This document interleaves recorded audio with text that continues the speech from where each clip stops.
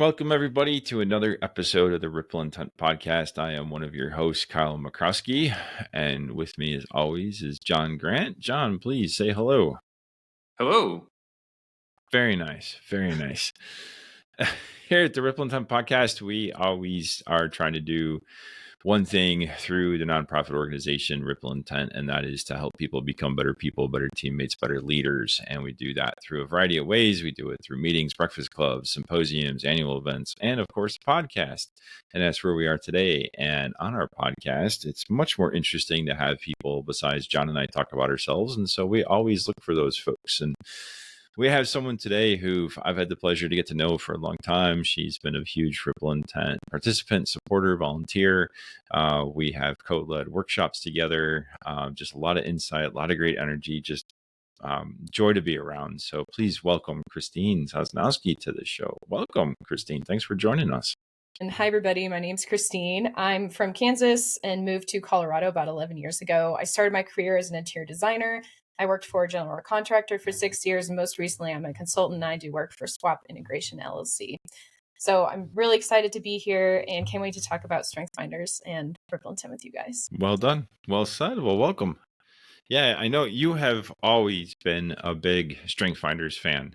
And for those of you who don't know, it's Clifton Strength Finders, CliftonStrengths. It's through Gallup. If you haven't taken the assessment, we certainly encourage it. It's pretty minimal time and money investment. However, it does take you and introduce you to a lifelong path of learning. As we've said before, what's one of the fascinating things about the results is they only give you a part of the results. You can buy the rest, but they are so confident that there is such a deep well of knowledge of the part of the results that they give you when you take the initial test that you can study that for decades and never become an expert. And so it is a fascinating assessment, and one that I know that you've really found a lot of value in and gravitated towards over the years. Yes, exactly. I think my Strength Finder journey first started in about 2019. So that's when I started to get involved in Ripple Intent and understanding what this group is all about and maximizing our relationships with others. And so I took the Strength Finder test and realized my strengths. And I was in a role in my company where I didn't quite feel where I needed to be and where I wanted to be as a project engineer. A lot of paper processing, some people interaction, right, on the job, but a lot of paper processing, and I was just kind of struggling in that role. And when I took Strengths Finders and I realized what my top strengths were, I realized there was a role that was just best suited for those strengths, and did whatever I could to sell the value of that role. And then ultimately, I received the role as a design phase manager, which I think companies saw value in as well. I was really facilitating a lot of really helpful discussions around schedule and costs. And it was just really this big aha moment to align the career and the goals that I wanted with the strengths that I knew I had. Can you share a little more? Like you can talk about your top 5 strengths, right? Sure. What are they? Like, how are they showing up for you? And we don't have to go through all 5, but like pick Sure. what shows up the most. Yeah. So my top strength is restorative, which can be fun and exhausting at the same time because it's all about solving problems and not solving fun problems, like taking something from a 0 to a 10. And then I have communication, woo, activator, and ideation. And so I have strengths in really a lot of different aspects. And I think woo and communication were really, really present when I was doing kind of more of that facilitation, because I love speaking in front of people and it gets me really excited. And I love sharing stories. And a lot of times I relate to people through stories. So I've really seen communication in woo. Restorative, I do just love solving problems. And in my current role now, I'm really a project advocate. So I'm looking at a project from start to finish, and even looking at a week-to-week project and saying, okay, are there any kind of big red flags I'm seeing? Is there anything that I think could be making this go a little smoother? So yeah, I think those 3 have really shown for me. I think in my personal life, I think restorative and ideation have been a fun couple of 2 to discover together, because if I see that there's a problem, I'm kind of attached to it and interested in it. And sometimes I create problems when there aren't any, which I'm sure is fun for the other half. But I think with ideation and restorative together, I'll see a problem and I'll be passionate about that problem, and then we'll come up with 10 ideas for how to fix it real quick. And sometimes that can just be a lot to handle on the receiving end. And so I'm still learning about how I can really lean into these strengths and make them complement me and my husband as much as possible. But yeah, I've seen so much benefit from doing strength finders, both in my personal life and in my work life. That's awesome. And you touched on there that knowing like when your restorative and your ideation is in full blown mode, that it can be really intense for somebody on the receiving end. And I think that really goes to the heart of what self-awareness really means, is if you can recognize when your strengths are on overdrive and you're in the flow, you're in the moment, you're just in the groove, and everything's going awesome. The people around you who don't have those strengths may be like, what the hell is going on?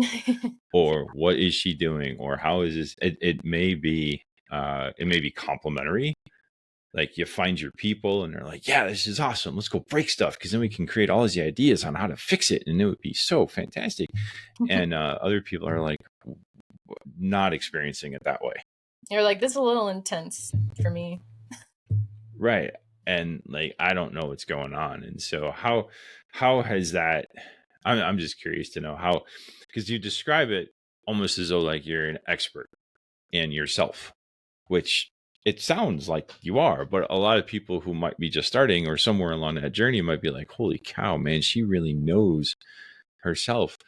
How do I get there?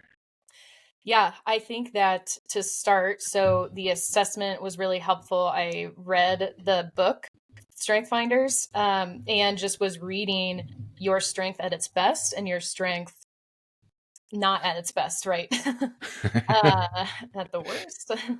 No, but I think that book was really helpful because your kryptonites, that's the word that I was looking for. So your strength at its best and its kryptonite.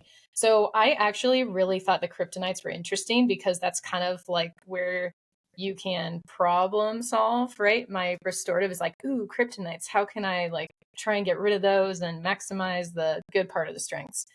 So that really helped me learn, okay, I see what I'm doing and I see how it could be really intense for somebody else. Also, what I like to do is if there's somebody I'm working with really closely, I'll ask them their strengths and I'll read up on their strengths and say, okay, here's what I can look out for something that I might see or something that we might interact with. And here's how our strengths could potentially collide. I will say, so I have done a series of strength finder trainings with Bert and a couple other individuals. And then I love when we talk about strength finders at the conference. That's one of my favorite parts, to do a deeper dive into it. And I also did strength finder training with my husband because we were having not really like big communication issues, but we were just like clashing a little bit and we're curious why. So we looked at each other's strengths, and then we met with a strength finder trainer, Bert, and then he kind of walked us through, okay, this is what I'm seeing. I'm seeing you're at restorative and he's at maximizer, and those strengths can collide. He's at responsible, you're at woo, and those strengths can collide. And we're like, oh, this is great. We have an opportunity to complement each other instead of having these collisions. So I think to answer your question, it really started with awareness. And then I love learning more and leaning into this type of stuff because it helps you to just make your interactions better with others if you know yourself better. And so learning is the first step. I just love reading the Strength Finder books, and I get articles from Gallup every once in a while that I like reading. And then I did some training. Obviously, you don't have to do training to become an expert, but it just helped me and my relationships a lot. So do you develop triggers for yourself, right? So part of that understanding, right? How I'm wired and how I'm showing up. Are there triggers you develop for yourself to know when you are, I don't want to say going over the top, but when your strengths are having a negative impact on the people around you? Yeah. Well, restorative can be an intense top strength. And it can be because if there aren't problems, sometimes I tend to like seek problems where there aren't any. And so that can be a little bit of a trigger for me. I think for ideation, I just get really excited to share all my ideas. And sometimes that can be information overload. And so I think I know if I'm getting kind of like a deer in headlights look, I'm like, okay, I think I shared like 10 ideas just now, and I should probably share 3 in the future. So I've had a few of those learning moments where I just kind of go with the flow, and my communication and woo and positivity is number 6. So I'll just be in the moment, in the flow, and then I'll just kind of have maybe an aha moment, or we'll talk to somebody and we'll just say, hey, during that meeting I noticed that I was trying to solve this problem and I wasn't getting a lot of responses. And then that individual is like, oh, well, you're really getting passionate about it, but we really needed to like move on. So it's really good to have that devil's advocate, that person who looks out for you and can be honest with you without being super offensive or judgmental, and just say, yeah, I noticed you were passionate about this. Nobody else was. It's not a big deal, but just a heads up. So that was kind of nice to have too. That is pretty amazing where they can separate the perceived drama or go really far, unprofessionalism or whatever you want to call it, and go, that's actually not what's happening here. Yeah. And say she's just really passionate about solving this problem, and say, like, actually, well, another aha moment kind of that I'm thinking about, back to your question, John, is realizing that what Christine thinks is a problem may not be what everybody else thinks is a problem. And so checking myself and saying, is this a problem that I can solve? Is it a problem that everybody else thinks is a problem? And if those answers are no, then I just need to like get over it and not talk about it and move on. Find another problem. There you go. Exactly. Yes. Right. That saying, if it ain't broke, don't fix it, probably has 0 meaning for you. Yeah. We can make it better. Yeah, exactly. It could be better. It's fine. Exactly. You've kind of talked about how this is a confidence builder for you, right? And how this has sort of helped you. You talked about it just a little bit in terms of like working on your career path. Mm-hmm. But can you share a little bit more about, how has learning more about yourself helped you to become more confident in how you're communicating and finding your way? Yeah, that's a great question. I think that building self-awareness really helps you to know yourself. And when you know yourself, you can have better interactions with people. And so I think when Chris and my husband and I did the training, and when I was really flourishing and found the career path that I wanted to, both those things really helped me to just understand that I was in my element and I was still getting to like know myself, but I still felt pretty good about where I had come.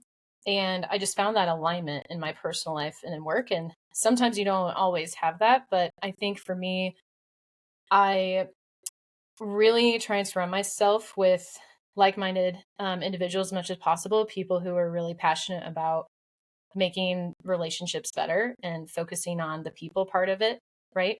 And helping each other to get better and making each other better people.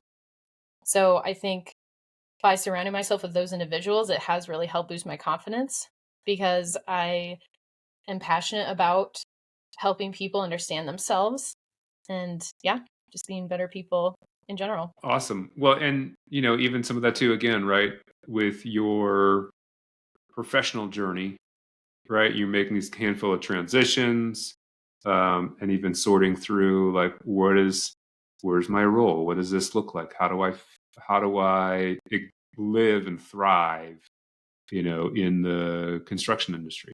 Mm-hmm. So yeah, I mean, because I think what I love about the journey you've gone on is that other people are struggling as well. They're in a similar boat. And so you've actually used this to fuel, your pathway in getting there. And so hearing from you, right, about how you've done that, I think it's just inspirational for everyone else. So yeah, I'm really curious, right, in moving through that, right? So working for the GC, you're a PE, you're a PM, kind of like heading towards the traditional path. And then what was that like? At some point you're like, gosh, this just isn't right. Right. Yeah, I think it was also during COVID. And so I was struggling to feel like I had the right fit. Obviously, 2020 was a little bit of a shit show.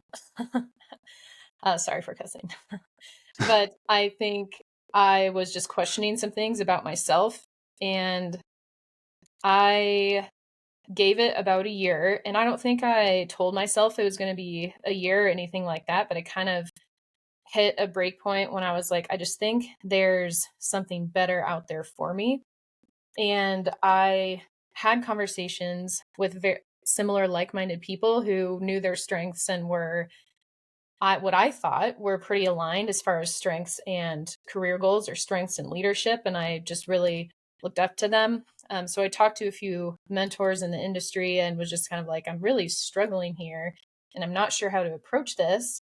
And, I loved my company and loved the values and the culture and everything like that. So after those conversations, I just kind of sat down and I said, okay, I think that this other role is what I want. And I think I want it here. And I think it suits the company and me. I wanted it to be mutually beneficial, not just, oh, this is best for Christine. Let's make this happen for Christine. Like, this has to be mutual.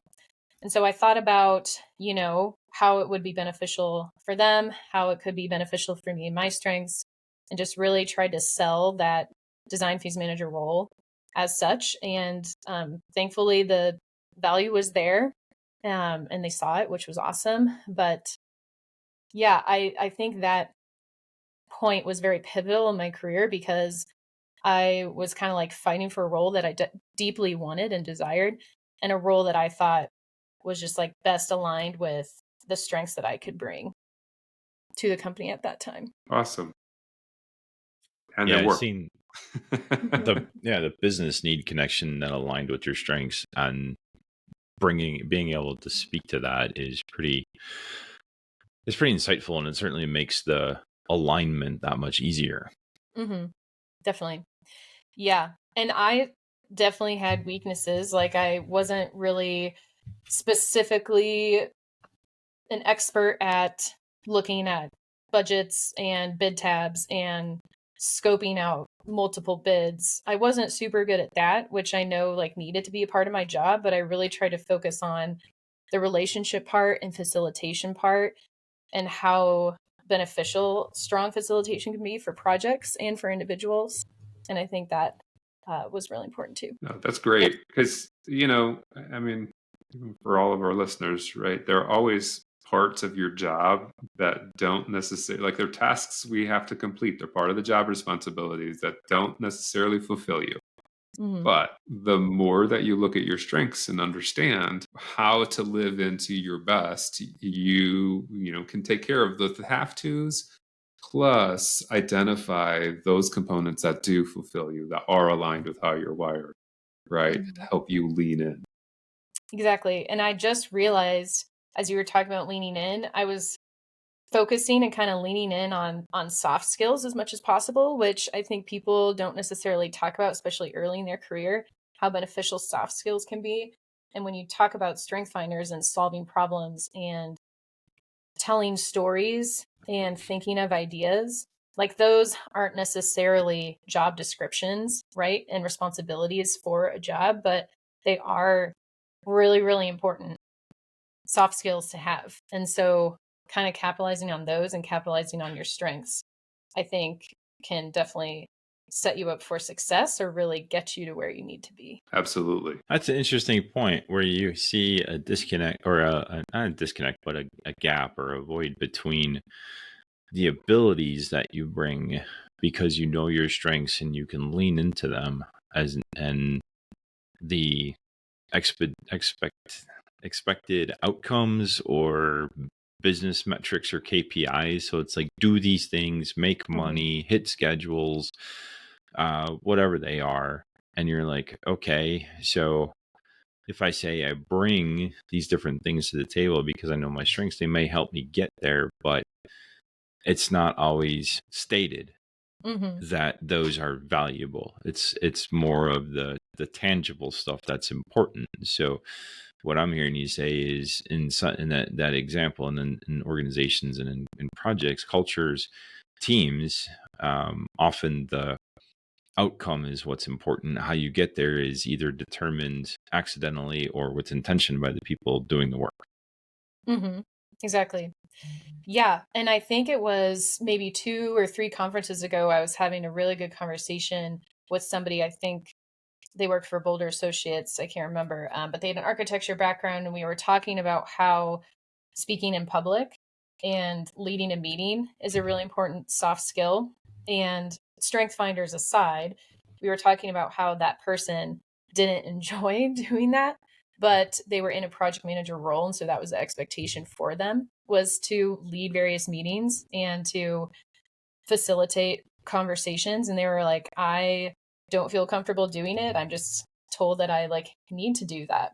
And I think that happens for a lot of people, right? You're just trying to lean in, but that's not your comfortable spot. And so I think that maybe in their situation, like having more of like a product manager role or something that's more like getting your hands dirty and like diving into the product would be like best suited. But I don't know, that goes into a whole different rabbit hole. It was just a really dynamic conversation though. I think it's important to figure out some of those pieces, right? So, the more you learn how to communicate your strengths, that helps to clarify for you and your supervisors your career trajectory, right?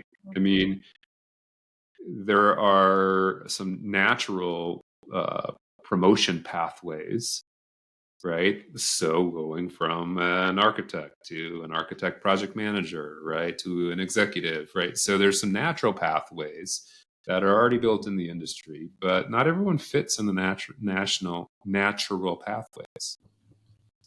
So you unless you spend that time to create the self-awareness and really get a better handle on, man, they're making me do this piece and I really don't, that does not satisfy me, that's not how I feel like I'm wired, right? But you have to learn how you're wired, and you have to spend the time learning how to communicate it to be able to advocate for yourself for a potentially alternate pathway. Exactly. Yeah. And not only that, but I think it's okay to not be good at everything. And I think that comes down to relationships. For instance, you have to have trust in your either supervisor or your coworker to say, hey, I am not good at public speaking, or I feel that is not one of my strengths. Like, I would be better doing something else. You have to have that trust there and the self-awareness. Those two really have to go hand in hand, at least in my thought, because you won't be able to advocate for yourself if you don't have the self-awareness and if you don't feel like you have a pin on your back because you just stated that you don't think you're in the right fit, or maybe you don't have the right strengths. Let me ask you this. If you meet somebody who's just beginning this journey, what advice and guidance would you provide them? I would say if they've just completed the report, I would encourage them to really look at your strengths at the best and the kryptonites, which was just really helpful place for me to start, because that does wonders for your self-awareness, and you can see, okay, here's my strength at its best and not. And you can kind of start to define those triggers. And so I liked that question, John, because I think the next step after that is really identifying moments and having like little aha moments of where you see your strength really flourishing and where you see really kind of like hindering a little bit, right? And hopefully not in a terrible way, but hopefully it's just like, oh crap, maybe I was I dove too deep into that, or I want to solve this problem and nobody else was interested in it. So I think I'd start with those two. And then I think the more you learn about yourself, the more impactful your relationships will be. And so I think last, you could do training. I would definitely encourage breakfast clubs, but I would just say also surrounding yourself with like-minded people who are also wanting to build their self-awareness and help others learn about themselves was helpful for me in my career too. So that's really helpful. Just to be clear, like-minded, as in you don't have the same necessary strengths, but you want to explore and try to figure out this together. Yeah, exactly. Okay. Mm-hmm. Yeah, Because I could just see a whole bunch of people that have communication and ideation just be like, oh my gosh, I can't be around that group. Too much. Too much. That would be super intense. Yeah. 10 stories all at once. Right? All this external processing and Yeah. I'm a big external processor. Well, and you get the achievers who are like, wait, that was a lot. Which one do I get done first? Yeah. An activator, we didn't talk about that very much, but I love starting things and I don't really need to have a list. And that can drive people crazy. Or a plan or an idea when it will be done. Just like, let's start it. If we fail, we'll just start something else. It'll be just fine. Yep, that's awesome. Nice. Well, that's really helpful. Yeah, go ahead, John. How has this impacted how you communicate with other people? So, all right, so communication is one of your top 5, right? So in theory, that's easy, that's helpful. But like where you see, so as much as you're comfortable talking about it, you mentioned, colliding strengths with your husband, right? So take that or something else. I'm not necessarily looking for the triggers because we talked about that a little bit, but like, how have you seen an impact in terms of how you're communicating with other people? Does it become one of, I ask because like with my wife, when we've had to like start becoming intentional in our conversations to say, I'm asking you to do something or I'm asking you to listen. Yes. Right. And so that the person receiving can react. Right. Do you have something similar or like, how does that work for you? Yes. And I think an example is, for instance, we just talked about it, but with activator, starting things is my specialty, not so much finishing things. So sometimes there'll be like 4 or 5 projects that are started. And so the communication piece of that is really being proactive instead of reactive as much as possible and saying like, hey, I started this and I know I haven't finished it yet, but I plan to. Or, hey, I started this and I don't plan on finishing it. Is there any way you could help me? So just being honest and proactive about that, because, and that's isn't something that I'm necessarily super good at. And I try and work on it as much as possible because sometimes it's easier to not communicate, but then it can boil into something that you don't want it to. So always better to just be proactive about that. And that I think that's kind of what I've learned over time. I also think setting boundaries is really healthy, right? Setting boundaries of like, okay, I know that this is something that I'm trying to work on, and this is something that has causes us maybe a little bit of stress in the past, but just like bear with me and help me to just help me with patience and just help me with patience basically. I don't know. I think basically just pushing communication to the forefront has been really helpful. No, that's great. It's helpful to hear, right? Because that's one of the beautiful parts of the self-awareness, right? As long as you keep the mindset of, I guess the mindfulness of keeping that at the forefront, right? Then you can better take care of the people that are around you.